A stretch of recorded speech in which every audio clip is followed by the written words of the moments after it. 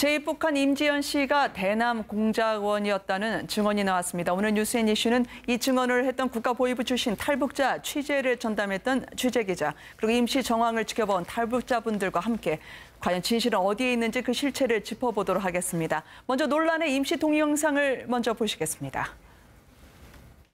그런 저는 어디 한 생각, 죽어도 정국의 품에 돌아가서 어머니 아버지 얼굴을 한 번만이라도 보고 죽자, 이런 생각으로 정국의 품에 돌아왔습니다.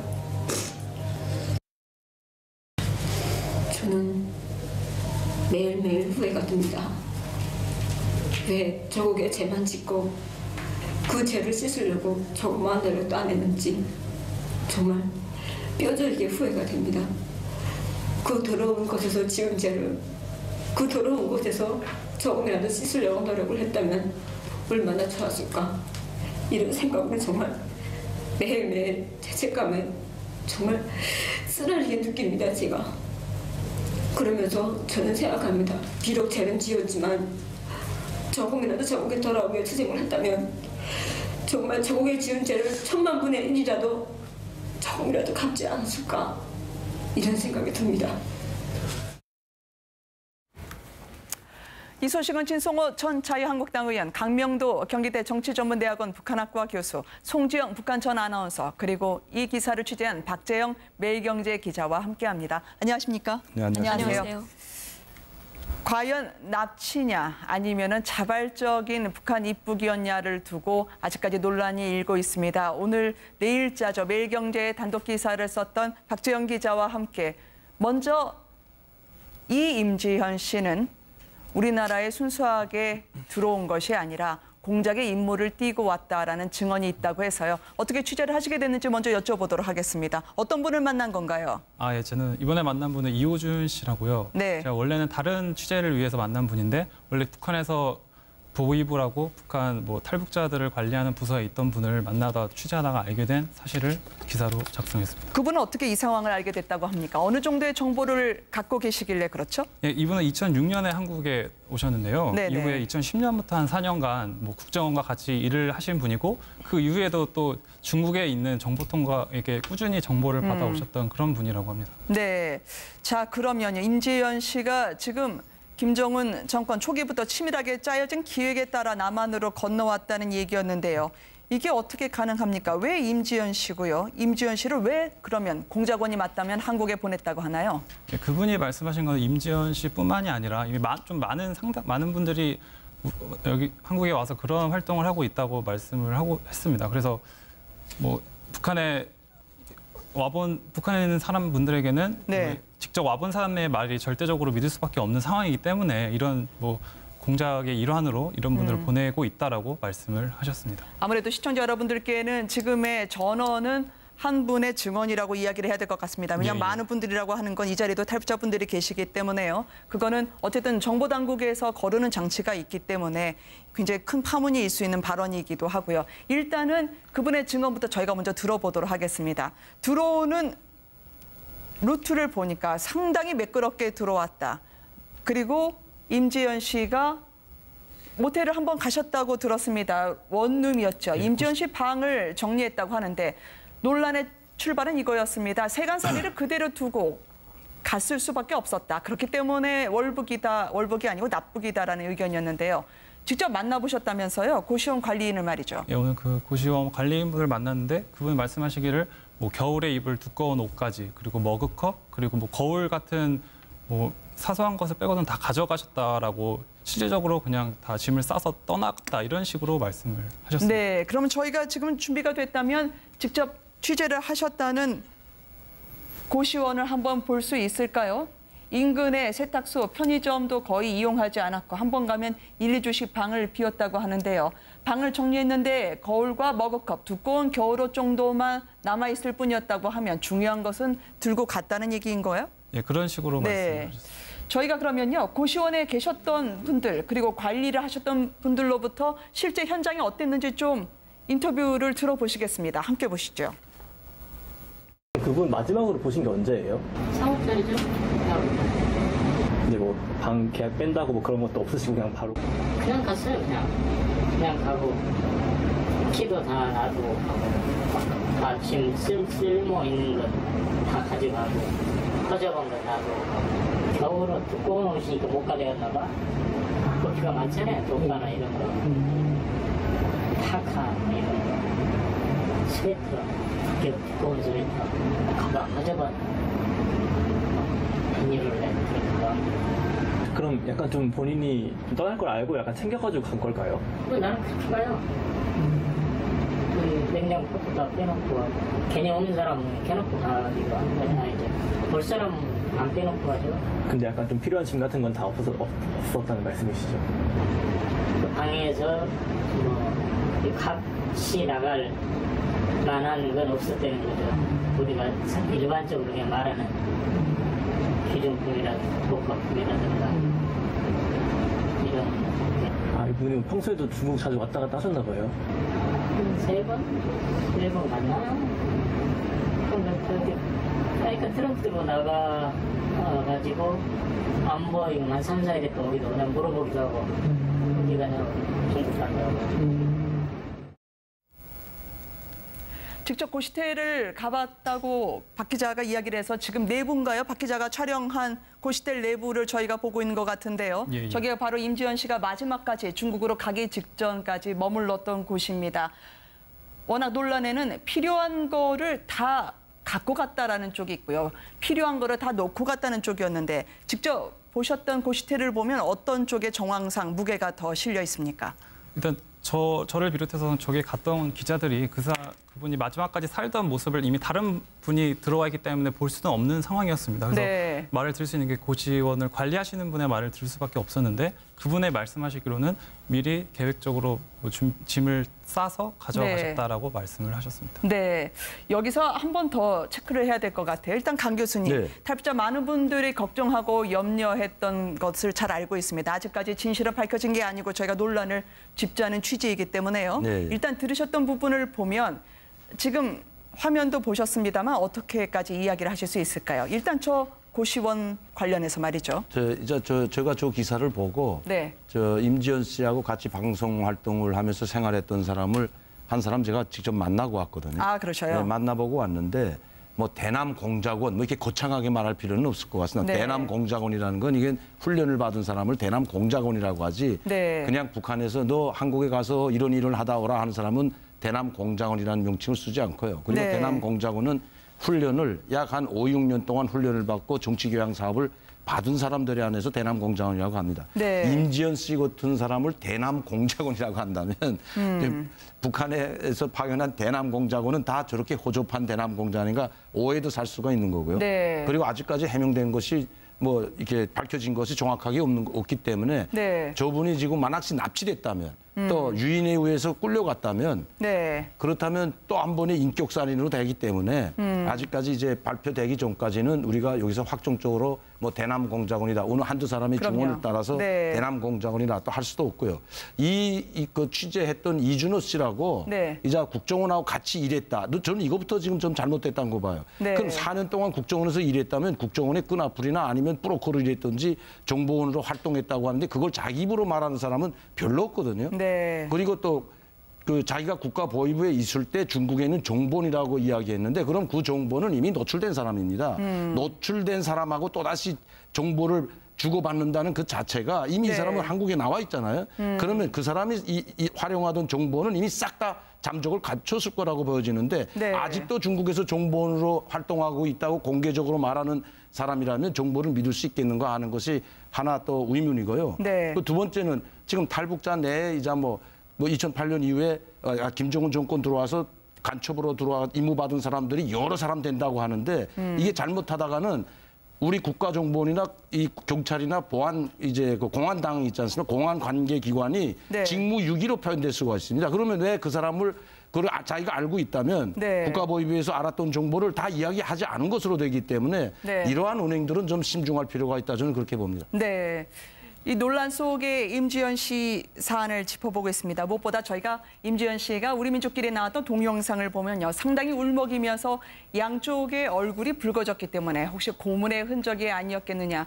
뺨을 맞아서 그리고 짙은 화장을 통해서 달라진 눈빛과 부은 얼굴을 확인할 수 있게 된 거 아니겠냐라는 말들이 있었습니다. 그러나 정작 오늘 기사를 취재했던 박 기자의 보위부 출신 탈북자에 따르면 김정은 정권 하에서는 조금 힘들어도 한국 갔다 들어오면 북한 주민들이 훨씬 그 메시지를 영향력 있게 받아들일 것이다. 특히 임지연 씨가 남한으로 건너온 시점 2014년이 김정은이 미국 농구 선수 로드먼을 평양에 초청하고 선전 공작을 활발하게 했던 시기와 일치했다고 하는데요. 일단 동영상 그리고 임지연 씨의 탈북 루트 이렇게 되면 군 출신이었다고 방송에서 이야기를 했는데요. 많은 분들이 어디서부터 어떻게까지 이 사안을 접하게 될지 혼란스러워하실 것 같아요. 그렇죠. 그러니까 일단 임지연 씨가 처음에 이 사건이 발표된 뒤에 조금씩 변합니다. 상황이 뭐냐면 저 표정에 대해서 이제 그 네티즌 수사대가 이제 발동을 잡니다. 그리고 네. 저 표정을 보고 저것은 이 뺨을 맞는 고문을 당해서 그 상처를 가리기 위해서 직접 화장을 한 게 아닌가 하는 이런 이야기가 네. 나오고요. 또 하나는 아까 그 월북되었느냐 납치되었느냐는 논란도 있고 지금 아까 우리 이야기한 것처럼 공작원이냐는 문제도 있는데 제가 볼 때는 이런 건 있습니다. 심지어는 현역 의원조차도 임지연 씨가 외제차를 타고 다녔는데 그걸 두고 갔다. 자, 상당히 많은 재산을 갖다가 강남에 있는 고급 오피스텔에 놓고 갔다고 했는데 지금 기자님이 확인한 것에 따르면 일단 이 고시원은 월세인데 보증금이 없다고 합니다. 그러니까 일단 보증금을 놓고 가는 걸 같지는 않고 또 외제차도 없었다는 이야기들이 나오지 않습니까? 그렇다면 상황은 많이 바뀌는데 문제는 저도 이제 2008년에 탈북자 출신 정말 간첩 사건이 있었습니다. 기억할지 네. 모르지만 원정화 씨 사건입니다. 이때는 정말 오랫동안 훈련받은 공작원이었는데 지금 저 임지연 씨의 표정 그리고 아까 북한 TV에 나왔을 때 울먹이는 듯한 그 연기인지는 모르겠습니다만 그 표정이 과연 공작원일까? 네. 물론 저는 이 가능성은 열어놓고 있습니다. 임지연 씨가 자진해서 북한으로 갔을 수도 있습니다. 왜? 가족을 생각해서라든지. 그런데 과연 오랫동안 이 숙련된 공작원인가에 대해서는 아직까지는 확인된 바 네. 없는 것 같고요. 어쨌든 이 논란은 경찰 수사를 통해서 뭐 이 예금 계좌 추적이라든지 또는 뭐 여러 가지를 갖다가 통화 추적이라든지 하게 되면 나올 텐데 상당히 많은 가능성을 지금은 열어놓고 수사를 해야 될 것 같다는 생각은 듭니다. 네, 심지어 저 얼굴에 심하게 멍자국이 있었다. 이게 과거에 장성택을 체포했을 당시 그리고 초영 직전에 장성택 얼굴을 떠올리면서 심하게 얼굴을 때리고 이게 혹시나 고문이 맞다면 수모를 느끼게 하는 그런 수법인가요? 장성택 얼굴에서도 그때 제작진이 저 멍을 찾을 수가 있었거든요. 네, 이제 임지연 씨의 인터뷰를 찬찬히 보면 네. 임지연 씨가 이제 TV에 출연해서 말을 할 때는 굉장히 빨리 말하고 죄수처를 많이 쓰고 좀 엉뚱한 그런 발랄한 성격이거든요. 네. 근데 저 말투를 찬찬히 들어보면 안녕하세요. 뭐 거기서 뭐 림지연입니다. 다 북한식으로 바꿨어요. 아, 네. 그리고 인터뷰란 말을 요새 한국에서는 엄청 많이 썼는데 북한에 가서는 제가 시험을 보러 갔었습니다. 그리고 뭐 방송에 뭐 테스트하러 갔다 이렇게 말을 안 합니다. 뭐 방송에 시험을 보러 갔다. 그럼 시험을 어떻게 봤냐? 뭐 시험을 이렇게 봤다. 이런 식으로 얘기를 하면서 그러니까 저 원고를 써서 자기가 잘못한 걸 다 써서 거기서 이제 북한에서 선전할 수 있는 것만 뽑아서 너 이거 원고를 한 50번 읽어라. 거기서 이제 임지연 씨가 한국에서 3년 넘게 살다 보니까 습관이 있습니다. 대한민국 서울말을 이제 흉내내던 습관이 있어서 그게 한두 번에 고쳐지지가 않거든요. 그러면 네. 야, 말 똑바로 해라. 너 이러면서 깃뺨을 때리는데 북한에서는 깃뺨 때린 건 정신 차리라는 의미로 쓰지 그걸 고문이라고 하지 않습니다. 네. 이제 뭐 조그만 잘못 이제 보위부나 안전부에가 조사받을 때 깃뺨 마는 건 보통이거든요. 네. 그래서 그건 고문에 들어가지도 않습니다. 그래서 아마 그 말을 할 때 서울말을 많이 써서 뺨을 맞았는지 저는 그렇게 또 추리되고요. 그리고 저분이 이제 얘기를 하면서 네. 엄청 차분하게 얘기합니다. 네. 저거는 연습하지 않고서는 저게 보통 되는 게 아니거든요. 그리고 제스처를 하나도 안 씁니다. 네. 그리고 진심으로 느끼는 듯한 표정을 또 마지막에 억지로 지금 만드는데 저는 저거는 분명히 제 발로 간 게 아니다. 네. 임지연 씨는 분명히 통장에 아직 돈이 남아 있다고 하지 않습니까? 네. 그러니까 임지연 씨는 분명히 부모님을 모시러 갔든지 어떻게 해서 유인 납치됐다. 저는 이렇게 보고 탈북민들도 다 그렇게 봅니다. 네. 주변에서 같이 방송하던 분들도. 알겠습니다. 이런저런 논란을 오늘 첫 번째, 지금은 영웅 대접을 받고 있을 것이다라고 얘기하는데 영웅 대접 받고 있으면 저렇게 울면서 영상에 나올 수 있게 되나요? 아니, 그러니까 아직까지 제가 지금 들어간 지가 이제 몇 달 되지도 않았어요. 이제 저거 네. 한 달 만에 지금 나오는 영상이기 때문에 지난 6일이 아닙니까? 그러니까 지금 얼마 되지 않았는데 뭐 영웅 대접을 받으려면 실직 대남공작원으로 갔다가 정말 다시 필요해서 자기네가 중국으로 불러서 루트를 따라서 북한으로 들어갔다면 저런 걸 꾸미질 않아요. 지금까지 대남공작원 출신치고 TV에 나와가지고 뭐 한국에 가가지고 이 뭐 방송 활동을 하다 뭐 쏟고 병든 자본주의 이런 사람이 한 번도 없었거든요. 네. 두 번째는 뭐냐면 지금까지 TV에 나왔던 우리 민족끼리 사이트에 나왔던 사람들이 25명이 이릅니다. 집단으로 나왔던 사람. 특히 박인숙 씨나 김옥선 씨. 이건 네. 김옥선 씨 같은 경우는 다큐멘터리까지 만들어서 방영을 했는데 그때는 뭐 그 사람에 대해서는 이런 망구도 안 했어요. 모든 방송이 왜 이분은 들어갔을까 말도 안 했는데 네. 이분이 들어간 건 방송 활동을 했다는 것 때문에 지금 그 표적이 된 것 같아요. 이제 주목을 받고 있는데 제가 봐서는 영웅 대접은 고사하고 아직은 조사기관에 있을 거다. 2달 동안 조사하고 영웅 대접받는 건 없거든요. 네. 자, 이렇게 되면은요. 논란이 압축됩니다. 왜 여름 옷은 가지고 갔냐는 거죠. 겨울 옷밖에 남지 않았고요. 그리고 또 하나의 다른 분들은 이름을 밝히지 않은 탈북자 중에서는 1,000만 원을 북한에 있는 부모님에게 송금을 했다. 근데 배달 사고가 났다. 그게 어떤 의미인지에 대해서 이 같은 의문을 제기하는 분이 있습니다. 한번 들어보시겠습니다. 저기 임지연 씨가 그 1,000만 원 송금한 게 가족들 탈북 비용인가에 관한 얘기가 있는데 보통 보면 저희는 탈북 비용 하면 그 1,600에서 1,800만 원 이렇게 작년까지 했었는데 이게 지금 다 그 현금으로 해서 그 한 번에 일시불이거든요. 끊어서 내는 그런 게 아니거든요. 북한에서 그 브로커한테 돈을 주는 방법도 있지 않을까요? 북한에서 그만한 그 천문학적 숫자 그만한 돈을 북한에서 주고 나올 만한 사람이 없어요. 지금 임지연 씨가 송금한 게 배달 사고 났다고 하는데 이제 뭐 배달 사고 났다고 해가지고 저는 처음에 그 뉴스를 보고 놀랐던 게 어떻게 그렇게 많은 돈을 보낼 수가 있지? 이런 생각을 했고 저희는 돈을 300이고 400이고 보내도 한국에 아는 사람 한국하고 연결돼 있는 사람이 있을 때 그 사람을 통해 가지고 브로커를 선택을 하거든요. 왜냐하면 지금처럼 이런 사고가 일어날 수가 있으면 일어났다면 그 사람한테 책임을 물으면 되니까. 근데 지금 그 책임을 어쩌가지고 배달 사고 났다고 중국까지 들어갔다? 와, 저희는 좀 놀랐어요. 그러니까 가족들 탈북 비용이 잘못 전달되고 그랬을 때도 배달 사고라고 표현하나요? 아니요, 그런 경우는 못 봤어요. 저희는 그렇게 표현을 안 해요. 배달 사고는 그냥 북한한테 송금을 했을 때 배달 사고가 났다 이런 얘기를 하지 그 브로커를 찾았는데 뭐 브로커가 사기꾼이더라 먹고 튀었다 뭐 이런 얘기를 하지 배달 사고라는 얘기는 안 하거든요. 자, 배달 사고 그리고 쓸만한 것은 다 챙겨간 것 같았다라고 하는 고시텔 관리인의 발언이 나오고 있습니다. 배달 사고가 났다. 이걸 어떻게 해석해야 되나요? 정말 돈을 붙인 건 맞을까요? 그 돈을 처음에는 한 200~300만 원씩 한두 번 보내다가 네. 이제 임지연 씨가 방송 활동을 하면서 뭐 팬도 생기고 아마 돈을 조금 버는 것 같아요. 네. 그러니까 뭐 자기 부모를 데려오기 위해서 많은 돈을 보내는 사람도 있습니다. 실제로. 뭐 네. 자기 형제라든가 이번에 데려오면 1,000만 원 정도 그 이상도 보내가지고 그 한국으로 데려온 가족도 있거든요. 실제로. 그리고 또 한 번에 보낼 때는 자기 그 수준에 맞게, 그러니까 자기 용량에 맞게 보내는데 네. 이분이 보낼 때 그 옆에 같이 방송했던 사람은 뭐라고 하냐면 부모님이 자기 때문에 고생하고 자기 때문에 고통받을 거 생각해가지고 네. 그 이제 장사 미천을 좀 마련해 주겠다고 이야기를 했답니다. 그리고 1,000만 원을 보냈다고 하면서 배달 사고가 났다고 했을 때 상당히 속상해했답니다. 네. 그리고 중국에 한번 다녀야 되겠다 이런 말을 하고 그 다음에 없어졌다는 거죠. 그러면 네. 이 배달 사고 때문에 아마 돈을 붙인 것이 전달이 제때 안 돼서 그걸 확인차 아마 중국에 누가 들어오라 해서 들어오지 않았냐. 그러니까 중국 우리 그 경찰 공안 당국에서는 이 남편이 있었다 이런 이야기를 하지 않습니까? 그러니까 남편을 통해서 뭐 브로커 또 남편을 통해서 제3자의 브로커하고 통해 가지고 북한에 아마 돈을 보냈는지는 모르겠지만.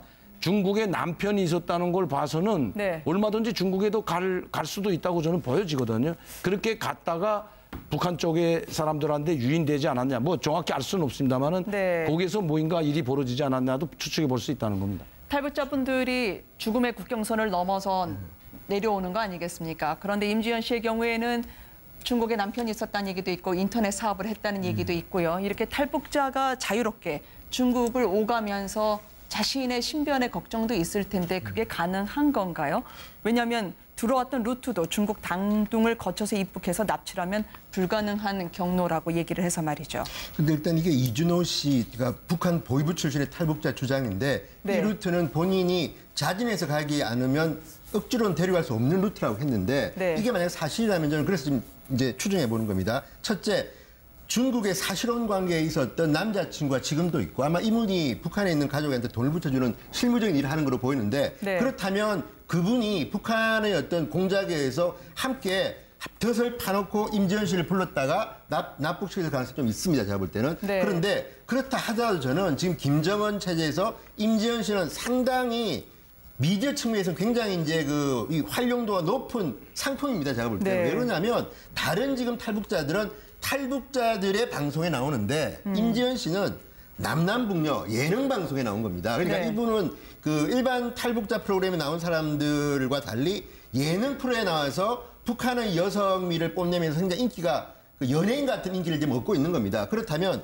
지난해 4월 달에 북한 해외에 있는 북한 식당 종업원 집단 탈북 사건, 네. 탈출 사건으로 해가지고 굉장히 김정은이가 기분 나빠했다는 거 아닙니까? 여기는 고위층 가족들도 많은데 그렇다면 그 이미지를 북한에서 이제 바꾸기 위해서 자 남한에서 예능 프로에서 이렇게 잘 나가는 임지연이가 스스로 제 발로 들어왔다. 네. 그리고 이제 임지연 씨가 만약에 저렇게 TV에 나오고 강연을 하고 다니면요. 제가 볼 때는 북한 선전선동하는 데는 상당히 좋은 이제 상품이기 때문에 그래서 아마 굉장히 계획적으로 데려가서 수사 있다. 그런 가능성이 들고요. 또 하나는 북한에 있는 남자친구의 존재인데요. 네. 지금 네티즌들이 요새 사진과 글을 올리는 걸 보면 굉장히 구체적입니다. 특히 이제 음란방송이라고 우리가 말하는 중국에서의 성인 방송에 출연했던 사진들이 지금 굉장히 많이 떠 있는데 제가 봐도 굉장히 닮았습니다. 물론 경찰은 아닌 것 같다고 지금 공식적으로는 이야기하고 있는데 이걸 갖다 만약 수사를 하게 되면 과연 그러면 임지연 씨는 중국에서 어떤 일을 했는가? 한국에 남한에 와서 무슨 일을 했는가? 제가 볼 때는 경찰 수사 조금만 하면 웬만큼 드러날 겁니다. 그러면 그 어떤 물증을 가지고 이제 이야기를 해야지 지금은 모든 것이 가능성인데 저는 어쨌든 임지연 씨가 자진해서 갔든지 또는 납치돼서 가능한 어쨌든 김정은 정권은 네. 임지연을 북한에 불러다가 TV나 다른 강연을 통해서 이용해 먹겠다는 생각을 확실하게 한 거로 보입니다. 그러면 영웅이든 아니면 배신자이든 겉으로 드러난 모습을 보면 임지연은 지금 어떻게 돼 있을까요? 지금 제가 봐서는 지금 TV 화면으로 보고 지금 모습을 보았을 때 네. 아직도 조사 기간이다. 이제 몇 달 안 되잖아요. 그래요? 두세 달밖에 안 됐기 때문에 아직도 네. 조사 기간이고 영웅 대접은 둘째치고 아직은 관리 상태에 있을 거다. 네. 그리고 아까도 말씀드렸지만 이게 빨리 우리 관계기관, 우리 네. 공안 담당 기관에서 빨리 이걸 수사를 해가지고 여기에 대한 결과를 발표하지 않으면 천상만상으로 간첩 이제는 대남 공작원 이제는 납북 자진 별 소리 다 돌아가서 네. 오히려 우리 탈북민이 지금 3만 명이지 않습니까? 네. 여기에도 상당한 혼란을 가중시킬 수 있기 때문에 특히 이준호 씨가 이야기한 대남 공작원 설 또 여기도 여러 명이 있다는 설을 계속 유포시키게 되면 이거야말로 북한이 바라는 거다. 저는 그렇게 보기 때문에 네. 빨리 수사를 해가지고 자기 발로 중국에 갔는데 여기서 간첩 활동이다 하면 간첩 활동이 목적이 있어야 됩니다. 여기서 무슨 활동을 했는지 네. 이게 지금 전 정권, 박근혜 정권 때에서 이루어졌던 일이기 때문에 여기서 이거 빨리 해명을 하지 않으면 이게 막 일파만파로 번질 수 있기 때문에 빨리 발표해서 수사를 종결짓는 게 그리고 네. 수사 발표를 하는 것이 저는 마땅하다. 저는 그렇게 봅니다. 영웅이든 아니면 배신자든 간첩이든 아니면은 납북이 됐든 북한 당국에서는 상당한 호기심을 갖고 임지연 씨를 조사하고 있다면 남한 사회에 대해서 여러 정보를 캐내려 할 것 같아요. 네, 그렇죠. 임지연 씨는 아직 이제 보위부에서 조사 상태에 있는 게 맞다고 저도 생각하고요. 임지연 씨 같은 경우는 이제 북한에서 이제 조사를 끝마치는 대로 한동안은 선전 활동으로 이제 강연회를 직장마다 보낼 겁니다. 강연회라는 게 어떻게 나오지는 이루어지는 네, 거죠? 예전에 과거의 경력으로도 저도 이제 다시 북한으로 재입국하신 분이 강연회 네. 하는 걸 이제 들었거든요. 네. 그러니까 이게 남쪽에 대한 썩고병든 사회다 이런 걸 이제 계속 이제 강연회를 하고 또 이제 저분을 계속 또 감시를 할 겁니다. 강연회 네. 하던 분들이 다시 또 재탈북을 하는 경우가 있기 때문에 그래서 한 1년 동안은 그래도 체제 선동에 동원되지 않을까. 네. 그리고 운명은 하늘이 알아서 하는 거겠죠. 저분이 운이 좋다면 다시 도망쳐 나올 것이고 아니면 그 감시하는 눈초리에 엮여서 다시 관리소에 갈지는 뭐 시간이 지나가 보면 알겠죠. 지금 방송에 나왔다 여기에 들어온 사람들이 실제 있습니다. 북한 네. 방송에 나가가지고 우리 민족끼리 사이트 나가서 우리 한국에 대해서 비방 중상하다가 다시 넘어온 가족이 있거든요. 네. 그렇기 때문에 이번에 저 임지연 씨가 넘어오기는 상당히 힘들 것 같습니다. 또 감시도 많이 받을 것 같고요. 네. 지금 임지연 씨에 대해서는 고문 후에 그러니까 저 얼굴, 부은 얼굴 때문에요. 바로 저게 영웅이냐 간첩이냐 그 차원에서 보면 속이기 위한 기술이냐 아니면 실제로 저 안에서 조사받는 과정에 강압 행위가 있었냐라고 하는 질문을 많은 분들이 하고 계시는데 이렇게 치고 나서 멍든 얼굴을 감추기 위해서 뭐 찬물 찜질 혹은 짙은 화장 그런 걸 입으로 합니까? 임지연 씨는 실물을 보면 피부는 하얗습니다. 근데 그래요? 저 피부를 보면 많이 울었는지 뺨을 맞았는지 그리고 북한에서 하는 그 영화 배우들이 화장법이라고 도랑 화장법이라는 게 있습니다. 네. 그 도랑 화장법을 했습니다. 그래서 우리 대한민국에서 한 화장법하고 지금 완전히 다르잖아요. 그런가요? 그리고 얼굴이 약간 부어 있고 이게 매칠매칠합니다. 여기가. 네. 그래서 뺨을 맞았다는 거는 저는 분명하게 이제 느끼고 있고요. 저분이 원고를 이제 자기 이제 인터뷰를 할 때 북한 말투로 모두 다 바꾸고 그걸 또 이제 차분하게 연습을 하다 보니까 아주 차분하게 이제 제스처 하나도 없이 하는 걸 보고 강압 행위가 분명히 있었다 하는 걸 저는 확인할 수 있습니다. 네. 자, 일단 보이부 출신의 탈북자와 접촉을 했던 박 기자하고 이제 또 여쭤봐야 될 것 같아요. 일단 고시텔에 가서 직접 취재를 했었고 그리고 보이부 출신 탈북자에 의하면 공작원. 혹시 이게 아주 밀도 있는 공작원이 아니더라도 본인이 이곳에 왔다가 혹시 마음이 변해서 북측과 접촉을 하거나 그럴 가능성이 있습니까?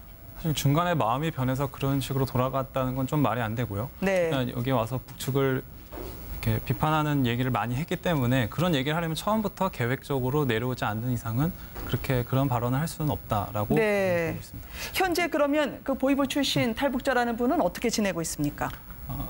지금 현재 뭐 국정원과 일을 마친 다음에는 별다른 직업은 없이 우리나라에 계시는 있고요. 걸로, 예. 네. 어쨌든 본인의 신변에 대해서는 밝히고 싶지 않다라는 입장인가요? 아닙니다. 뭐 필요하다면 자기가 밝힐 수 있다라는 지금 입장이십니다. 네. 자, 이렇게 되면 경찰에서 지금 국가보안법 위반으로 수사를 하고 있지 않겠습니까? 혹시나 경찰이 이런 양쪽의 가능성을 다 감안을 하고 보고 있을까요? 그렇죠. 두 쪽 다 아마 감안할 겁니다. 그런데 아무래도 지금 강병 교수님 말씀처럼 주된 관심사는 납치됐을 가능성에 이제 주안점을 하였지만 근데 만약 수사다 보니까 정말 이거는 본인이 희망해서 갔네? 그러면 그때부터 국가보안법 위반으로 이제 수사 방향이 바뀌는 겁니다. 네. 그런데 어쨌든 제가 볼 때는 지금 화면에 나오지만 남남북녀에 나올 때 저 발랄한 임지연 씨의 모습은 탈북한 지 얼마 안 된 여성의 모습으로 보기 힘들 만큼 남한 여성들도 놀랄 만큼 깜찍한 모습이었고 말투였는데 네. 저게 북한 우리 민족끼리 화면에 나올 때 이거 어두운 표정 그리고 눈빛을 보면 대충 사람들이 알 수 있습니다. 그러니까 네. 대한민국 네티즌 수사대들이 쓴 것도 보면 저건 뭐야? 저 사람이 저렇게 변한 거야? 그러니까 지금 네티즌 수사대에 글을 쓰는 사람들은 이념에는 별 관계없이 관심으로만 들어가는 건데 아마도 북한은 임지연 씨를 상당히 많이 이용하려고 할 겁니다. 네. 그런데 그렇다 하더라도 임지연 씨가